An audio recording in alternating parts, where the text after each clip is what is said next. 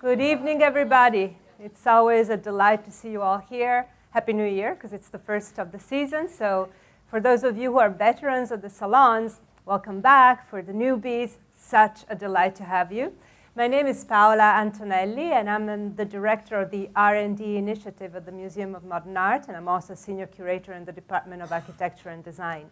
And tonight, we're going to talk about a really, really big subject that touches all museums, that touches all individuals, that touches all nations, and that is so, at the same time, fraught with meaning and with also pitfalls and quicksands. And I'm always talking about a funny story that makes the director of this museum, Glenn Lowry, laugh every time I say it. But I'm European, and I came here from Italy, and I did not know what a trustee was when I came here. So I started working at the museum. It was a long time ago.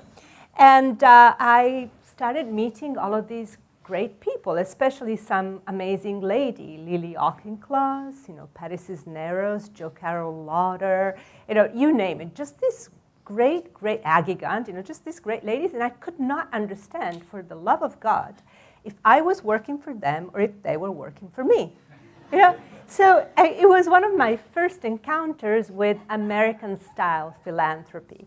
With the trustees and donors. And of course, it's very funny because the word philanthropy comes from the Greek, ancient Greek, and as usual, I sound like my big fat Greek wedding, but it comes from philanthropy, love of, anthropos is man, gender, very gender specific, but it's love of your fellow, love of your neighbor. And the first time that the word philanthropy was encountered is in the Greek play that was devoted to Prometheus. You see here the Rubens painting devoted to that. And it was an Aeschylus play from 460 BC. And Prometheus is the mythological figure that gave human beings education in the shape of fire and optimism in the shape of blindness and blind optimism. And by doing so, he really, really infuriated Zeus that tied him to a rock and had an eagle beat and eat his liver day in and day out. But this idea that philanthropy is about giving us the idea that we can do good for each other, the idea of public good and common good, is what animated philanthropy and the idea of helping fellow human beings throughout the centuries. Now, even though the word philanthropy in itself is fraught with meaning also, it has remained in history with this idea of the common good. And as you know, tonight we have as a prompt one particular op-ed that appeared last year by Peter Singer, the sociologist and philosopher that has sparked so many big and controversial debates in his career. This one in particular is about his idea of philanthropy, which is quite clear-cut. It doesn't make any sense to give to cultural institutions when you can cure blindness, when you can really be active and fix problems that are about the basic layer of the human need, which is survival and well-being, physical well-being. This article appeared in the New York Times in 2013 and was followed a few weeks later by an interview that Bill Gates gave to the Financial Times, in which he not only reiterated his belief in Peter Singer's idea that giving to cultural institutions doesn't make too much sense, but also called the idea of giving to cultural institutions slightly barbaric, which is quite fantastic. And Robert Stein from the Dallas Museum of Art wrote a long piece in Medium in which he countered quite effectively and not in a cliche way some of those assumptions. Those were all in the readings that we sent you, so I assume you've read them all. But even though we begin with this particular essay, we're not going to talk only about cultural institutions tonight. We're going to talk about what moves philanthropy to happen, and the goals will be left up to the discussion afterwards. So there are some clear-cut distinctions that have been made throughout history. And if you see here, philanthropy, business, and government are often juxtaposed or at least countered and put together as a way of demarcating the traditional boundaries of effect in society. In particular, the economic historian Oliver Zunz put together these three. And philanthropy is about private initiatives for public good focusing on quality of life. And it's John Gardner, that was a Secretary of Health, Education, and Welfare under LBJ, that classified it that way. So there's philanthropy, there's business, there's government. They act in spheres that are separate but sometimes overlapping, and they overlap even more today, as we will see. And the exquisite American version of philanthropy is tied to religion, in particular to Puritanism. It was imported from Europe, but it became so specifically American that America is teaching this kind of culture to the world.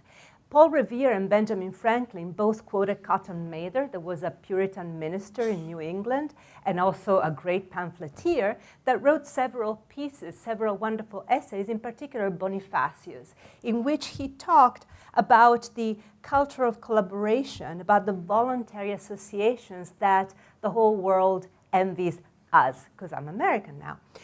Envies us. And it was just quite amazing because the kind of philanthropy that happened in the United States at the very beginning was not about giving money, it was about volunteering. Maybe there was not that much money to go around, but it was really about supporting each other to build this new nation, this new country out of a certain kind of wilderness. But it was about trying to understand the higher purposes of living together.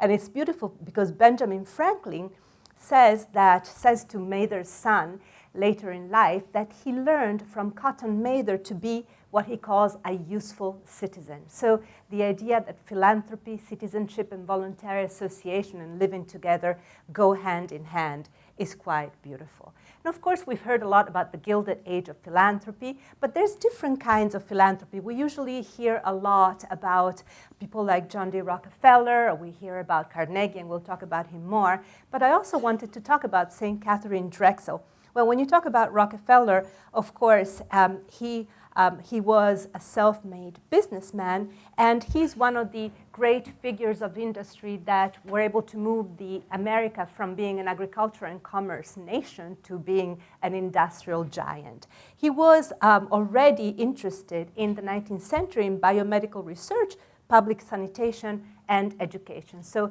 he had picked his causes, and he had gone after them with a passion.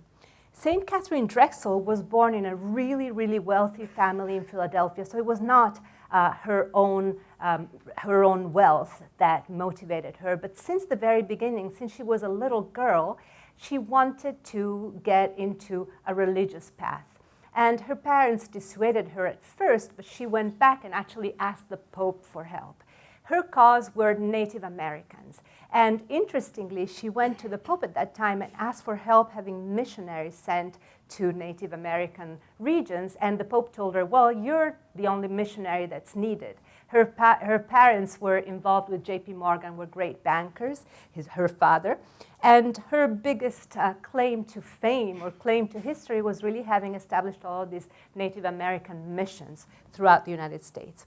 Madam C.J. Walker, of course, is a legendary figure, also completely self-made, from a plantation in Louisiana to an empire.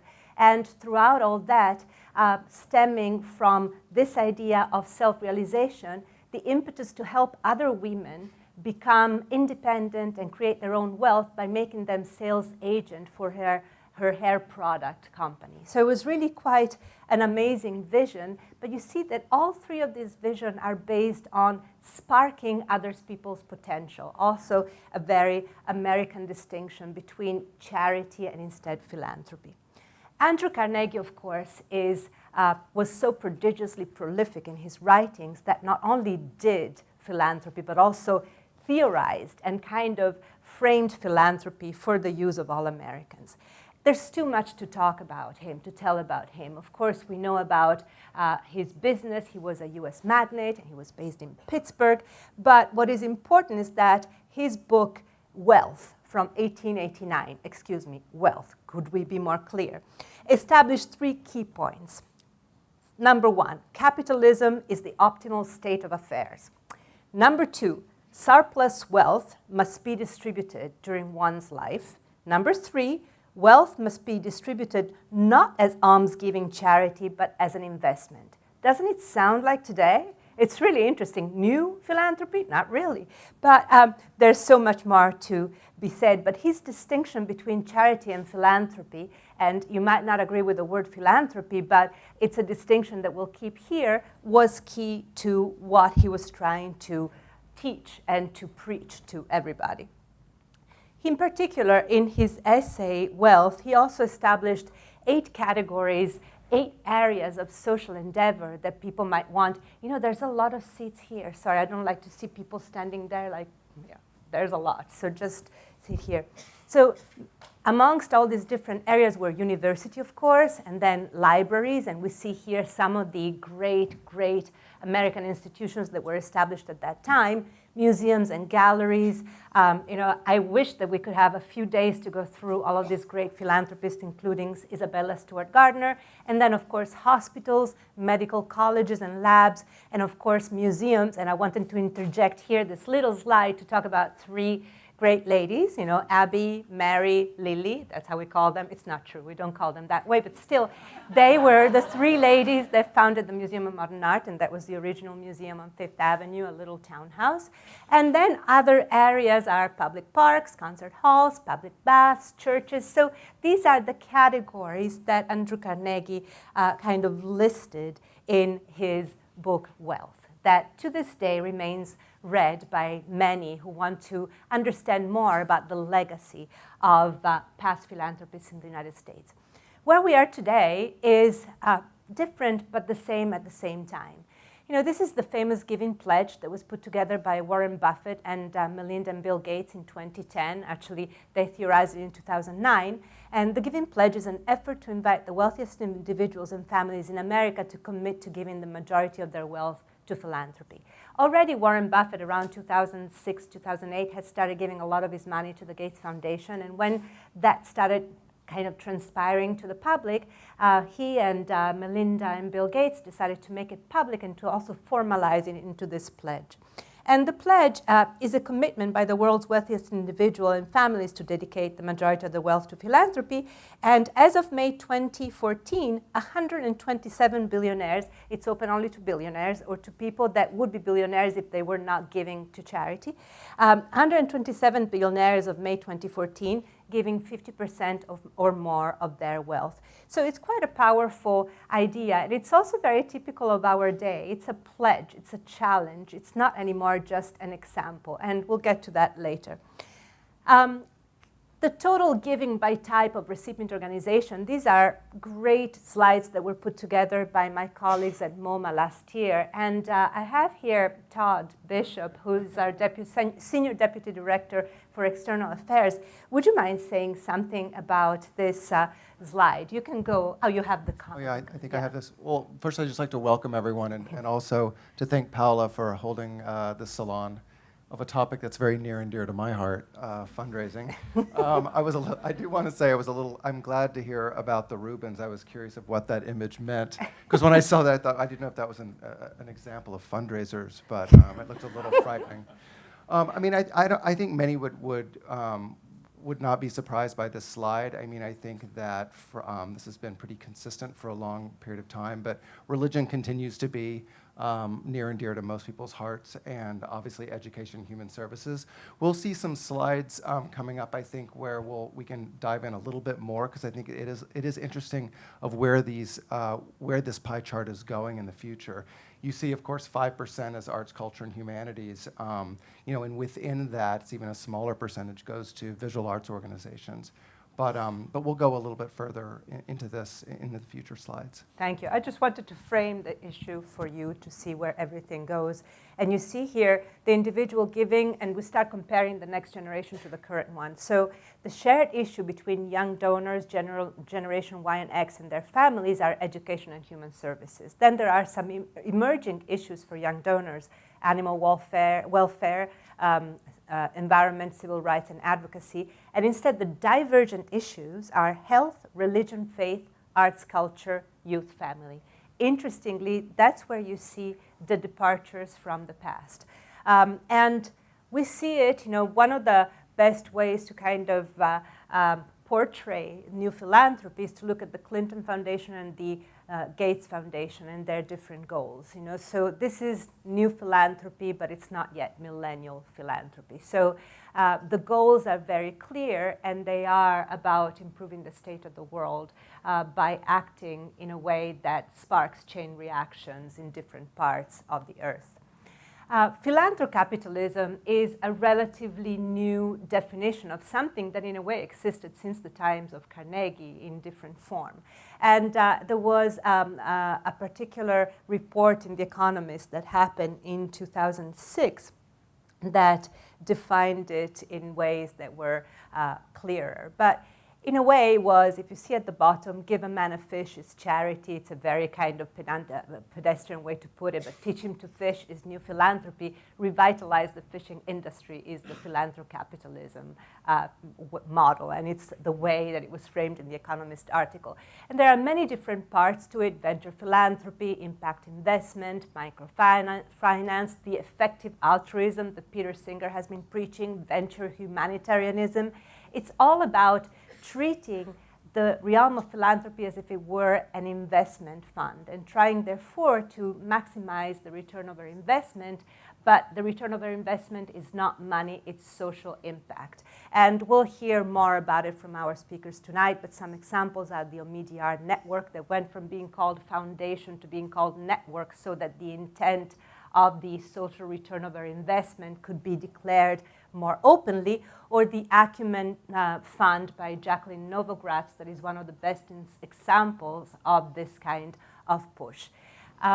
It's really quite interesting to see where the world is going. But then sometimes the ambiguity becomes really dangerously verging towards the dark. I don't know if you remember about internet.org and the idea that Zuckerberg started preaching that the connectivity is a human right. There have been so many essays that have been written about this, about technocrats and technocratic philanthropy, and about the fact that there's this idea that technology can save the world, but at the same time there's too much self-serving ambiguity behind it. So we know that Zuckerberg has been thinking of drones that can distribute internet connectivity throughout the world, just like Google was thinking of blips or blimps. So there's this whole idea that connectivity is the most important thing.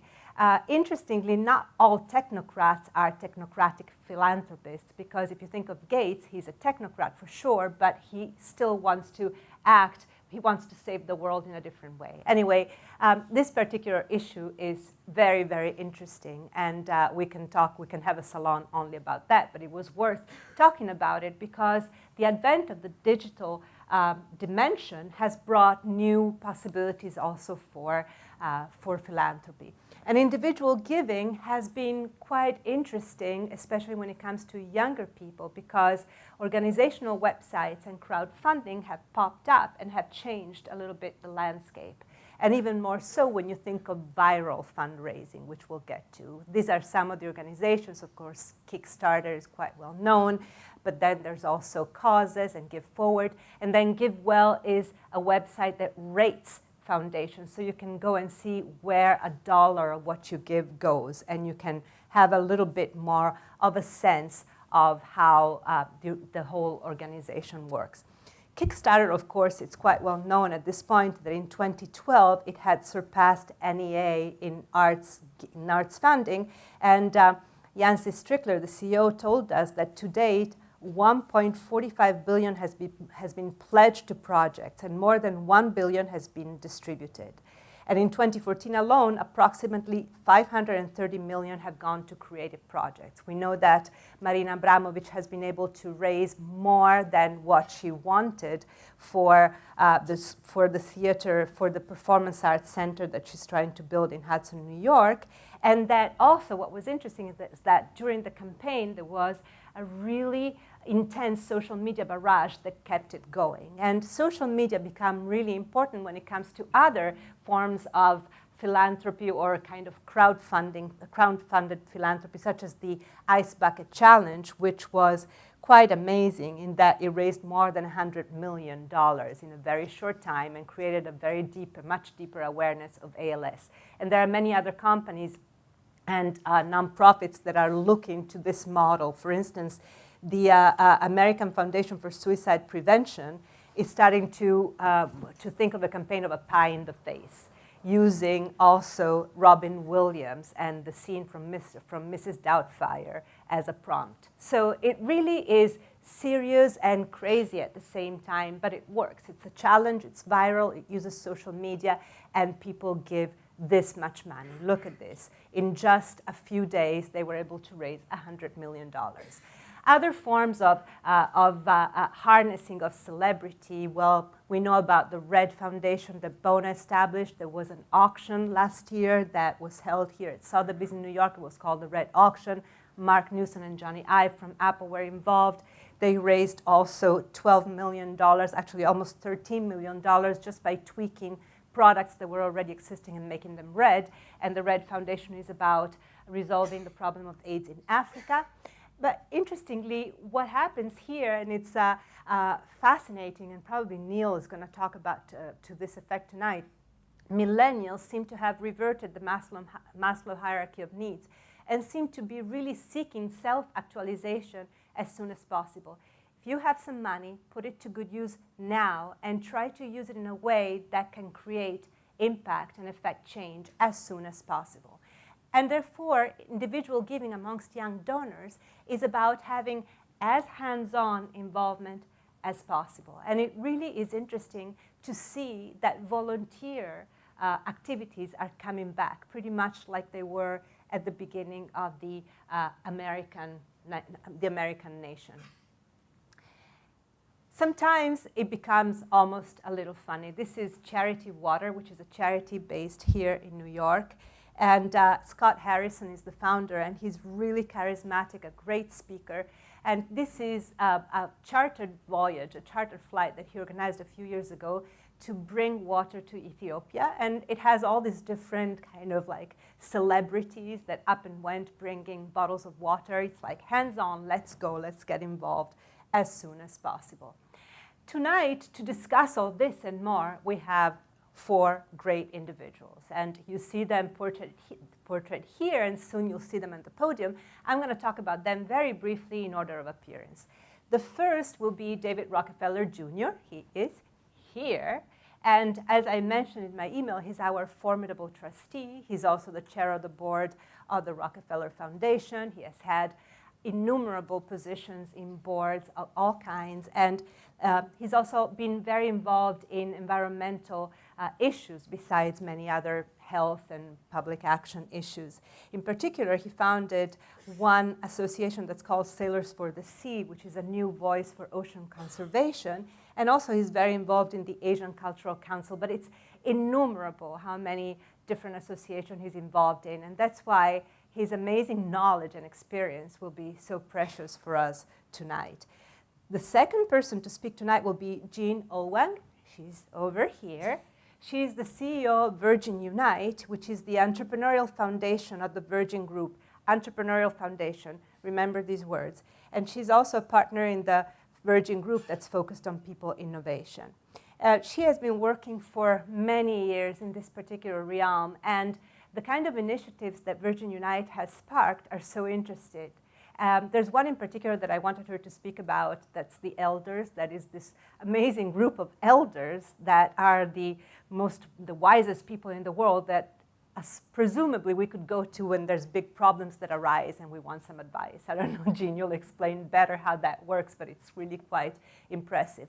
Neil, up top on the left-hand side, Neil Blumenthal, is one of the 4 founders of Warby Parker. I'm sure that you all know the company that makes quite wonderful glasses that are nonetheless affordable. We're not used to that.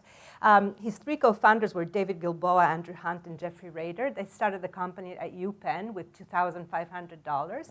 But what is truly interesting is that before he even started the company, Neil was involved in Vision Spring, which is a foundation. It's a nonprofit that tries to resolve the problem. So many people in the world have vision problems, and that prevents them from moving on and actually being able to make something for themselves. And so when he founded Warby Parker, he also decided that every eyeglass pair that is that is sold is going to be also one eyeglass pair that is going to go to Vision Spring, and that can be resold in order to create money that is going to be used philanthropically.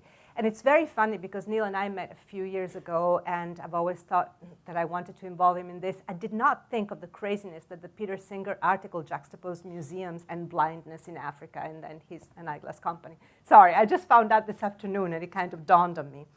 Last but not least is the great Jennifer McRae. Jennifer is a senior research fellow at the Hauser Center for Nonprofit Organizations at Harvard University. She's an expert in fundraising, and she loves fundraising. She also is the CEO of Born Free Africa, which is a company that, well, nonprofit that has set out to eradicate the transmission mother to baby of HIV/AIDS by the end of this year, and we'll hear how you're doing with that. So it's really such a privilege to have you here tonight, and I'm going to invite first to the podium David Rockefeller Jr.